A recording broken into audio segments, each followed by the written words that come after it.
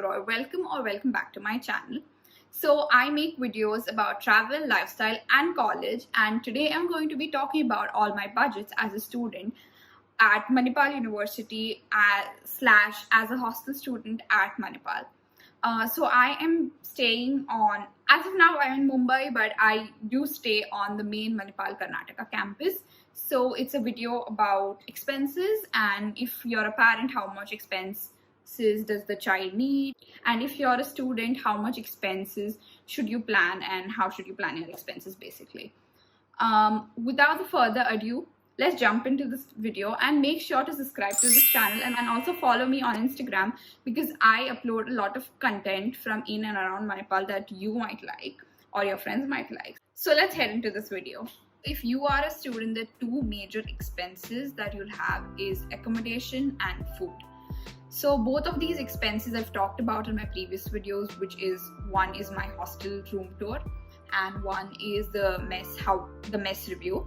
So as a hostel student, both of these expenses are already paid off. So I had paid off 1,44,000 for my hostel fee and my mess fee.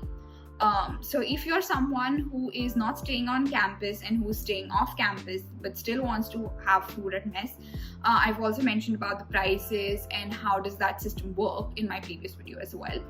So now coming to accommodation part, if you want to stay outside the campus, the rent will range from anywhere between like 3k to 12 to 15k. So the minimum is if you are sharing a room, and the maximum if you are staying in one of the most poshest apartment complexes in Manipal, and if you choose to stay as a single person in the room. Besides that, you'll also have your bills, electricity bills, water bills, the maintenance, the deposits, and many more charges which go along with renting out a property. So now moving on to the main part of the video is my expenses as a hostel student and how much do I spend. So to give you a rough estimate, I spend about 6,000 to 8,000, and this amount alternates every month. So if I spend 6,000 this month, I'll be spending 8,000 next month. That is because I replenish all my groceries. So I'm a very picky eater, and I usually have a lot of snacks, a lot of food which I cook in my hostel room. And I do have a lot of snacks lying around. Like, I consume tea and coffee on a really large level. So that is why I have to replenish all my groceries, all my snacks and everything every second month. So that is why my expenses keep alternating. So the first month when I initially moved to Manipal, my expenses were about somewhere around 12 to 15,000, which included getting my bedding, because it was a very big hassle to get all my bedding, my pillows and everything from Mumbai to Manipal, because that will be a huge expense if I decide to send it via courier, or if I decided to take it along with me, because the baggage allowance was about 15 kgs, which barely got my clothes and all my books and everything. So I decided to buy all my bedding, my pillows and everything in Manipal. So that is how my first month's expenses were on a higher side, right? Which will happen to you, of course. You'll buy clothing rack, you'll buy bucket, you'll buy stuff. If you're not from around, then you might have these expenses as well. So the first month you can estimate about 10 to 15,000. I have my laptop with me, and I maintain an expense sheet throughout my first 2 or 3 months. So every end of the month I would get the budget, and I would delete the sheet and I would create a new sheet, and I would maintain my expenses again in the same way. And this is a practice that quite a few of us did. A lot of my friends in the hostel and people outside from my batch did this practice, that we maintained the Excel sheet of our expenses just to keep a track record of how much we spend and do we do any unnecessary expenditure. So I have all my expenses on my laptop, and I'm going to be categorizing them as food, travel, miscellaneous. I'm going to screen record and put the recording over here so you can view it along with me. So now talking about the major expenses that will happen, there are 3 categories mainly. One will be your food, because let's just be honest, no one is going to eat hostel food every day, and there are times when you're very lazy to walk down to the mess, especially when it's 1.5 kilometers from your hostel or it's 2 kilometers from your academic block. You are going to be lazy and you're going to tend to eat out. So food has been a big expense for me. The second has been travel, because Manipal, the Udupi district has a lot of beautiful beaches, has a lot of beautiful rivers, river rafting, kayaking, and all these kind of fun activities. Travel has been a huge expense, as the taxis from Manipal are not metered and they are on the basis of what the auto driver says or what the taxi driver says. There is no Uber, no Ola. There is only tourist vehicles available in Manipal or Udupi as a town. So the major expenses will be food and travel. So I'll give you a rough estimate. Is going from campus to going to Malpe beach, which is the beach that most of the students end up going to. It'll cost you somewhere around $400 to $500 one trip, one way.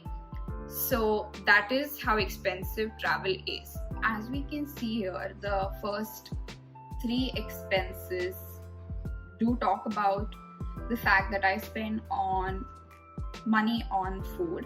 So as you can see, I have here food. So I'm going to start categorizing it as food,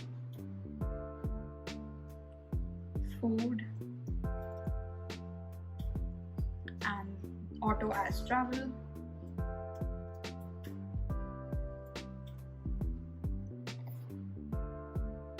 then medicine part, I'll just keep it as meds, and again the soap, I'll consider it as groceries.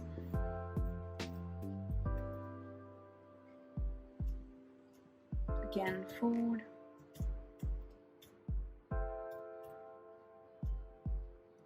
groceries.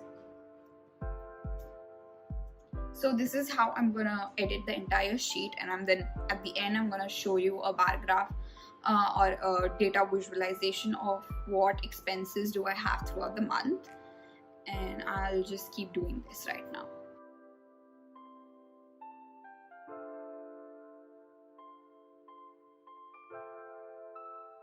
You can see on my laptop I am done with making different categories and adding it up to a pie chart.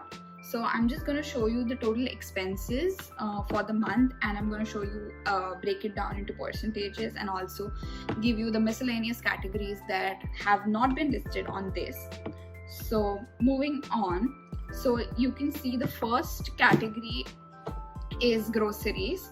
So I have spent majorly on groceries, I'm assuming, because groceries has been broken down into 3 parts. It for some reason has broken down into 3 parts. So we can see groceries at 23.2% and 8.9% and 8.3%.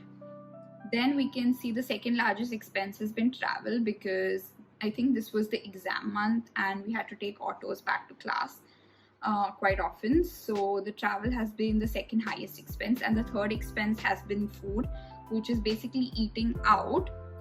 Groceries is everything like bread, butter, milk, everything that I have bought and taken back to my room, whereas food is everything which is pre-cooked and you can eat it outside. So everything ready to eat, all those packages come in my grocery part. Fruits, juices, everything comes in grocery. And if there is a food expense that I've eaten outside or something like that, tea, coffee, anything which is made outside and I've eaten it outside has been included in my food category. So moving on to the total expense that was there for the month. So this is the expense.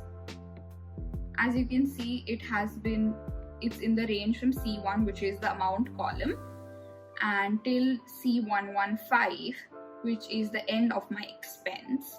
So the total expense for the month of January was 5,145. There were 3 other expenses besides these also, which was basically I decided to do my driving classes in Manipal, so that I got 2 miscellaneous storage options, which was a rack and some shelves, so which have been listed and which have not been on my sheet. And also there is the expense as flight, which is basically my flight I booked back home and to and fro. So these were all the expenses that I had in the month of January. Just to give you a rough idea, I stay in Mumbai, so the to and fro for Mumbai was 7,000 the flight cost, which is of course rounded off. And these are some miscellaneous expenses that probably you won't need. These are up to me. The other expenses that have been listed on this have been medicines. I do have a lot of allergies, so I need to get medicines. I also got a cut in that month, so I had to get a tetanus shot, and that needed to be medicated, so I had to go to the hospital. So charges like those have also been added to the sheet, just to give you an idea. And there's also stationery, because of course I'm a student, I need a lot of stationery. That's about it. So those are the basic expenses you will have. So you can spend around 6,000 to 8,000 a month, which is quite enough. And as you see, a lot of my expense has been food. So if you're someone who's okay with the mess food, you probably won't have these kind of expenses. It's of course differs person to person. As I mentioned, I'm a very picky eater, and that is why I make a lot of coffee, I make a lot of food by myself, or eat by myself. So that is why the groceries and the food expenses come around. Also the medicine can differ from person to person. Of course I have allergies, you might not, so you might not end up spending that kind of money for medicines or any other miscellaneous. Of course I got hurt, it is something that can happen to you, so that can be an expense as well. So these are the basic kind of expenses that you can have on campus, and this is a rough idea of what my expenses are. Is another expense which doesn't happen for me because I generally wash my clothes on my own. So if you're someone who needs laundry, so laundry charges, I don't have any rough estimates, but suppose I can get an estimated number and I can insert it over here. But I usually wash my clothes at my friend's place, and then I dry it on campus in my hostel. And then I usually, if needed, ironing is needed, I have my iron, I iron it on my own. So guys, these are my basic expenses that I have throughout the month. I hope these are helpful to you and you get a gist of idea about how to spend, what to spend, and what are the kind of spendings that happen on campus. There's also one more commodity like Wi-Fi, which I haven't mentioned in this for some reason, and I can't see it mentioned. It's probably because I use this, I just top up my phone with a 50 GB work from home geo package, which is basically about $300, and it lasts for 28 days. Probably I have recharged it in the month of December, that is why it's not listed in one of the expenses. But Wi-Fi will be one of the costs if you are not an engineering or MBA student. And if you are a master student, definitely that is a charge you will have to have. Hey guys, thank you for watching this video. I hope it was helpful. Make sure to like this video, subscribe to my channel, and if you have any queries or questions about Manipal, the campus, or anything of that sort, you can comment down below and I'll reply to those.